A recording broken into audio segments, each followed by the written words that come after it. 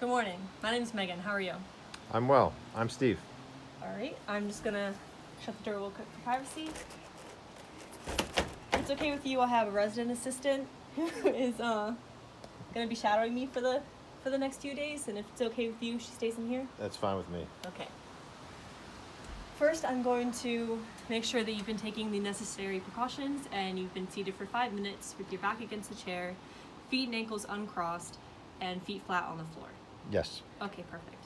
Now I'm going to find your radial artery located on the thumb side of the wrist as lateral as possible. So that would be right here.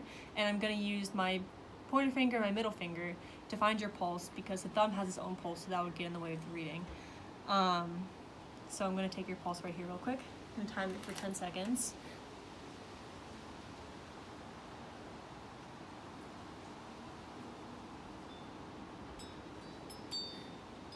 Okay, perfect.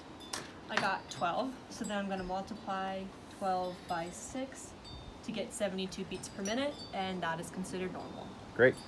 Now for your blood pressure, I'm going to need you to put your arm at heart's level. Okay, perfect. And I'm going to use the same 2 fingers to find your pulse right here. Your brachial artery is located at the anterior medial aspect of the arm, below the belly of the biceps and near the antecubital space. So that would be right here. And I'm going to use the same 2 fingers, and I'm going to use a marker to indicate where I felt your pulse, which is indicating the brachial artery right there. And on the blood pressure cuff, there is a marker. It's called the arterial marker and arterial indicator, and that's just gonna be a little symbol as to where you put the cuff on the arm, which is covering the brachial artery. And then you're gonna grab your stethoscope, and to put the stethoscope on, you're gonna place it so that the earpieces are facing the bridge of your nose. That way you have the best fit and it blocks out all of the unwanted noise.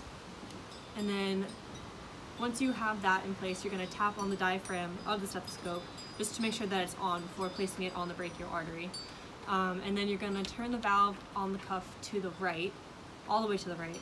And then you're gonna pump up the air to 200 on the cuff. And then once you have that done, you can start to turn the valve to the left, and then you're gonna deflate it at a rate of 2 to 5 millimeters mercury per second, starting from that 200. And then once you get your final reading, you can deflate the cuff all the way, letting all the air out, and then you're done with your blood pressure reading.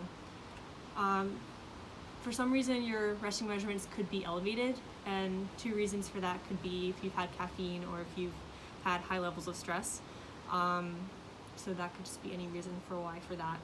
But that's all I have for today, so thanks for your time and participation.